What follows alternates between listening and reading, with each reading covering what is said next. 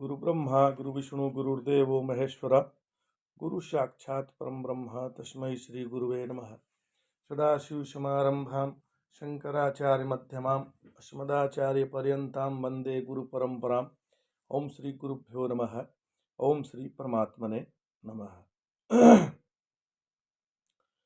हम लोग गीता के 18वें अध्याय का अध्ययन कर रहे हैं। भगवान आगे बताते हैं कि आखिर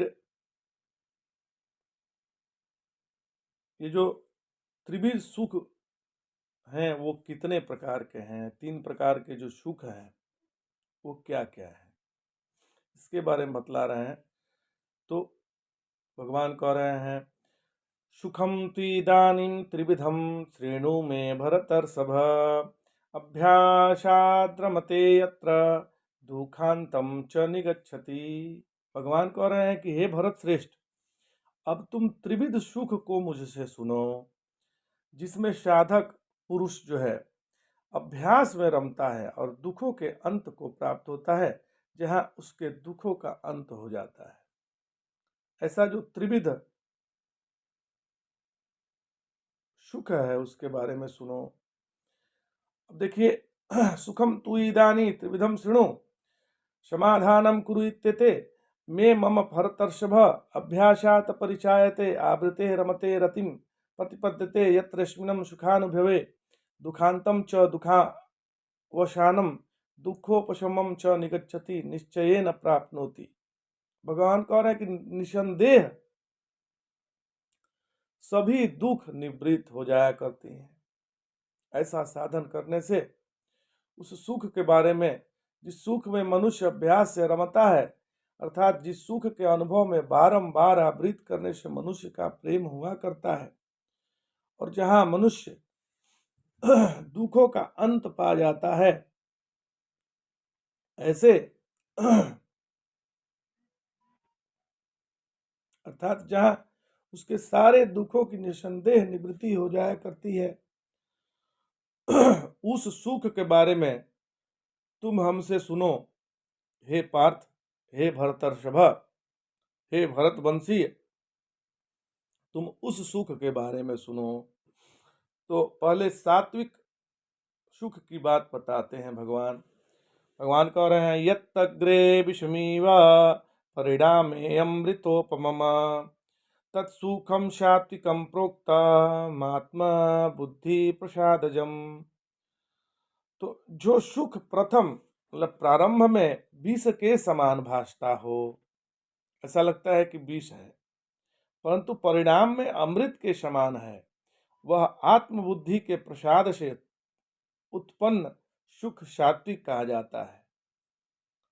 तो आत्म विषया व आत्मावलंबना मनाम व बुद्धि आत्मबुद्धि, मतलब आत्म विषयक या आत्मा को अवलंबन करने वाली बुद्धि का नाम ही आत्मबुद्धि है। तो आत्मबुद्धि कौन है?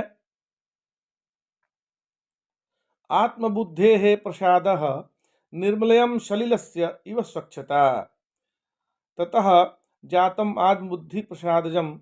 तो आत्म विषया व आत्मलंबना मा वृद्धि आत्मबुद्धि ही, इसलिए वह सात्विक है। जो ऐसा सुख है वह पहले पहल ज्ञान, वैराग्य, ध्यान और समाधि के आरंभ काल में अत्यंत श्रम साध्य होने के कारण विष के सदृश दुखात्मक होता है। ऐसा लगता है कि ये तो मुझसे संभव नहीं है, मुझसे नहीं हो पाएगा, लेकिन जैसे ही हो जाता है तो बहुत ही अमृत के समान सुख देने वाला है। वह आत्मबुद्धि के प्रसाद से उत्पन्न हुआ है, इसलिए सुख है। तो अब भगवान जो है 38वें श्लोक में कहते हैं कि विषेन्द्रिय संयोगाद्य तदग्रे अमृतोपमम् परिणामे विषमीव तत्सुखम राजसं स्मृतम्। जो सुख विषयों और इंद्रियों के संयोग से उत्पन्न होता है वह प्रथम तो अमृत के समान है, परंतु परिणाम में विष तुल्य होता है। वह सुख राजस कहा जाता है। तत्सुखम राजसम स्मृतम, तो कैसा, तो विषयेन्द्रियात संयोगात जायते यत् सुखम तत्सुखम अग्रे प्रथम क्षण। जो विषयों जो विषयों में इंद्रियां रमती हैं, रमण करते हैं, उसके संयोग से जो सुख उत्पन्न होता है। अब थोड़ा बात समझ लीजिएगा। हमारी इंद्रियां जिससे सुखित होती हैं वो तो तत्काल लगता है कि सुख है। जैसे आप कोई चीज खाते हैं, जैसे आप खीर खा रहे हैं, रसमलाई खा रहे हैं, तो तुरंत तत्काल तो सुख देने वाला है। और जितना खाते जाइए, ज्यादा खा लेंगे तो वही दुख हो जाएगा। तो जो सुख विषय और इंद्रियों के संयोग से उत्पन्न हुआ है, वह पहले तो प्रथम क्षण में अमृत के सदृश लगता है कि बहुत सुंदर है, परंतु परिणाम तो उसका विष ही है। अभिप्राय यह है कि बल, वीर्य, रूप, बुद्धि, मेधा, धन की, उत्साह की हानि का कारण होने से तथा अधर्म उससे उत्पन्न नरक आदि का हेतु होने से वह परिणाम में अपने उपभोग का अंत होने के पश्चात विष के सदृश हो जाता है। परिणामे तदुपभोग परिणामांते विषमीम, विष के समान हो जाता है। तो ऐसा जो सुख है वो राजस सुख है। और भगवान जो है आगे तामस सुख के बारे में बतलाते हैं कि तामस सुख क्या है। यदग्रे चानुबंधे च सुखम मोहन्मात्मनम निद्रालस्य प्रमादोत्थम तथामशमुदाहृतम। जो सुख प्रारंभ में परिणाम, चाहे वो प्रारंभ में हो या परिणाम में हो, वो मनुष्य को मोहित करने वाला है, वह निद्रा, आलस्य और प्रमाद से उत्पन्न जो सुख है वो तामस कहा जाता है। जैसे हमें सुबह 4 बजे उठना चाहिए, लेकिन हम उठेंगे 8 बजे, हमें बड़ा सुख मिलता है, सोने में बड़ा आनंद आता है। तो ऐसे जो प्रमादी लोग हैं, आलस्य जिसका, जो आलस्य से ग्रस्त हैं, तद तामसम उदाहृतम, ऐसे तामस है सुख कहा जाता है। क्या, तो आत्मनम निद्रालस्य प्रमादोत्थम निद्रा च आलस्यम च प्रमादस्य तेभ्य समुतिष्ठिति निद्रालस्य प्रमादोत्थम। जो ऐसे प्रमादी लोग को जो सुख मिलता है वह तामसिक सुख है। और भगवान कहते हैं कि 36वें श्लोक में, सुखम तिदानीम त्रिविधम शृणु में भरतर्षभ। अब भगवान अर्जुन को भरतर्षभ क्यों कहते हैं? तो भरतर्षभ से तात्पर्य है कि अरे तुम श्रेष्ठ हो अर्जुन, तुम बहुत श्रेष्ठ हो। और भरतर्षभ वृषभ हो, बड़े भारी समझदार हो भाई। अब तुम मुझसे 3 तरह के सुख के विषय में सुनो। तो एक होता है निसर्ग सुख और नैसर्गिक सुख, जैसे खाने का सुख, पीने का सुख, सोने का सुख, मैथुन का सुख। यह सुख संसार में पशु पक्षियों में भी देखने में आता है। लेकिन तुम मुझसे मत, इससे मत रहना, इसमें मत रहना, ये तो इंद्रियों का सुख है। जैसे खाने का सुख, पीने का सुख, सोने का सुख, ये सब इंद्रियों का सुख है, इसमें मत रहना। शास्त्र, गुरु और उचित प्रज्ञा से जो कर्तव्य मालूम पड़े, जो शास्त्रों ने बतलाया है, जो गुरु ने बतलाया है, और जो अपनी प्रज्ञा बतला रही है, उससे जो कर्तव्य मालूम पड़े उसका अभ्यास करना। अर्जुन देखो, सोने का सुख नैसर्गिक है, लेकिन सूर्योदय से पहले उठकर स्नान करके संध्या वंदन करने का जो सुख है वह अभ्यास जन्य है। अभ्यासाद्रमते यत्र, अब तुम ऐसा अभ्यास करोगे तब तुम्हारी आदत बन जाएगी, और फिर बिना स्नान के, बिना संध्या वंदन के आनंद नहीं आएगा महाराज, बल्कि उसके लिए मन में ग्लानि बनी रहेगी। इसलिए अभ्यास करके अपने मन को अच्छे कामों में लगाना चाहिए, यह सात्विक सुख है। दुखांतम च निगच्छति, अपने दुख को मिटाना चाहिए। ये कैसे मिटेगा, इस संबंध में मैं अपनी बात बतलाता हूँ। तो मेरे बाबा का, जो छोटे वाले बाबा थे, उससे बहुत प्यार था।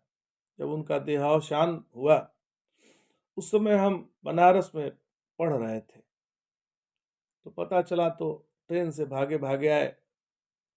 उनकी लाश जलती हुई मुझे मिली।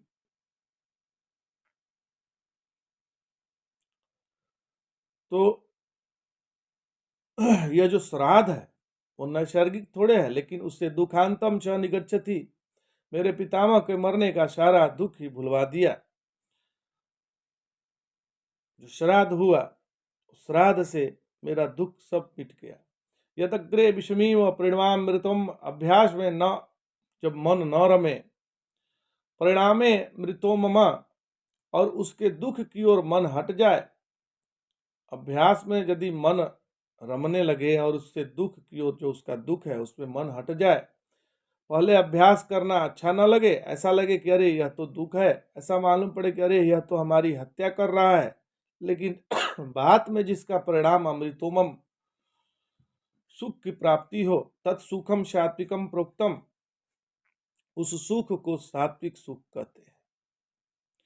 इसकी यह पहचान है कि आत्मबुद्धि प्रसादजम, आत्माकार बुद्धि जब निर्मल होती है तब सात्विक सुख सापेक्ष नहीं होता, बाहर की चीजों से नहीं होता है, अपनी बुद्धि से, निर्मलता से ही इस सुख की प्राप्ति होती है। अब ये विषयेंद्रिय संयोग्याद्य ग्रे मृतो मम परिणाम विषमे सत्सुखम राजसम स्मृतम, जिसे विषय और इंद्रियों का संयोग होने से जो सुख मिले वह राजस सुख है। तो हमारे गांव में एक कायस्थ परिवार रहता था, हमारे पिताजी से बड़ा बनता था। मैं तो उनके सामने बच्चा था। वे बहुत बड़े पढ़े लिखे थे। वे कभी कभी मुझे एक श्लोक सुनाते थे।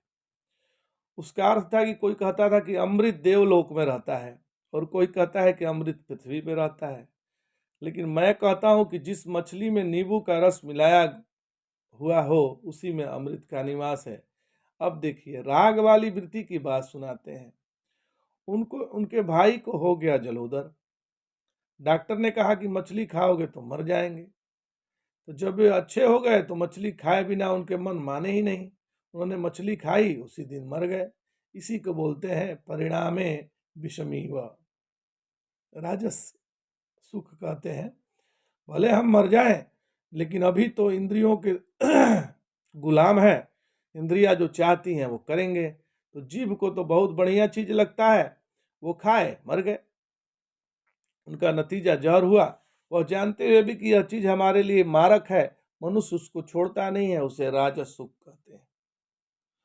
फिर भगवान ने कहा, यद्रग्रे चानुबंधे च सुखम मोहनमात्मनम निद्रालस प्रमादोत्थ तथा मद्दुदाहृतम, जिस सुख में बुद्धि का नाश हो जाए वह क्या है। तो लोग गम गलत करने के लिए शराब पीते हैं, गम भुलाने के लिए पीते हैं, अफीम खाते हैं या कोई नशा करते हैं। यह पहले भी और बाद में भी केवल अपनी बुद्धि के मोह में डालना है। और निद्रा, आलस्य, प्रमाद का जो सुख है वह तमोगुणी है। असल बात तो यह है कि पृथ्वी में, आकाश में, देवताओं में कोई ऐसी कोई चीज नहीं है जिसमें सत्व, रज, तम ये तीन गुण न हो। सभी चीजों में तीन गुण है, क्योंकि सबका पूर्वा भाव होता है, प्राग भाव होता है। कहीं न कहीं सब चीजें निकलती हैं। जहाँ से जो चीजें निकलती हैं वहां से अपना गुण लेके ही आती हैं। जैसे चिड़िया की प्रकृति क्या है, उड़ना है। वह उसको कहाँ से लेकर आई, कहाँ से योगाभ्यास करके उसने उड़ना सीखा। बोले कि भाई उसने माँ बाप उड़ते थे तो वो भी उड़ने लगी। उन्हीं से अंडा निकला, अंडा फूटा, चिड़िया निकली, इसलिए चिड़िया की प्रकृति ही उड़ना है। इसी प्रकार संसार में जितनी भी चीजें पैदा हुई हैं वे इन तीन गुणों से किसी न किसी गुण की प्रधानता लेकर आई हैं। आपको तो अटपटा लगेगा, लेकिन यह मेरी बुद्धि की उपज नहीं है, बल्कि पूर्वाचारकृत है। इतना कहना है कि यदि आप ब्राह्मण धर्म सीखना हो तो आप मनुस्मृति सीखिए। अध्ययन, अध्यापन, यजन, प्रतिग्रह, ये चारों मनुस्मृति में ब्राह्मण के कर्म कहे गए हैं।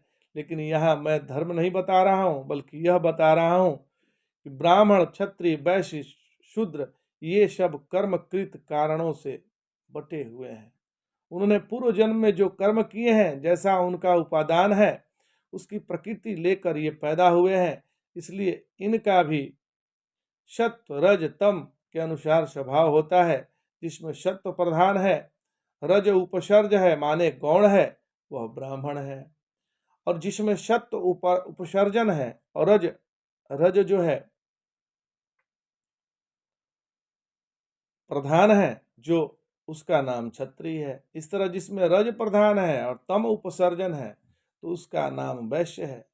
जिसमें तम प्रधान है, रज उपसर्जन है, उसका नाम शूद्र हो जाता है। इसलिए जो त्रिगुण है वे प्रकृति में भरे हुए हैं, और मिट्टी में भी, पानी में भी। पानी भी 4 प्रकार के होते हैं, मिट्टी भी 4 प्रकार की होती है, पेड़ पौधे भी 4 प्रकार के होते हैं, और पशु पक्षी भी 4 प्रकार के होते हैं। तो ब्राह्मण ग्रंथों में, जिन्हें हम सनातन धर्मी लोग वेद ही मानते हैं, इसी प्रकार के विभागों का, चाहे ब्राह्मण वर्ण का हो, क्षत्रिय वर्ण का हो, वैश्य वर्ण का हो या शुद्ध वर्ण का हो, उसके भीतर ब्रह्म कर्म प्रकट है। यह पूर्वाचार्यों का भाष्य है जो मैं आपको सुना रहा हूँ। उनमें जो 9 गुण होने चाहिए वे क्या हैं? तो शम मन की शांति, दम इंद्रियों का निग्रह, तपस्या, शौच माने पवित्रता, शांति, ऋजुता माने सरलता, ज्ञान, विज्ञान और आशितिक, ये 9 गुण जिनके भीतर प्रकट है, अभ्यास से नहीं बिल्कुल स्वभाव से आए हों, उनके अंदर ब्रह्म कर्म प्रकट हो गया है। वो ब्राह्मण वर्ण का है कि नहीं, इससे कोई मतलब नहीं है। जन्मना कर्मणा के विभाग तो बहुत है, उनको हम धर्म शास्त्र के अनुसार कहते हैं। यहाँ यह धर्म शास्त्र नहीं है, यह गीता शास्त्र है महाराज। तो आज इतना ही। जय जय शंकर, हर हर शंकर, नमामि शंकर, भजामि शंकर। नमः पार्वती पतये, हर हर महादेव।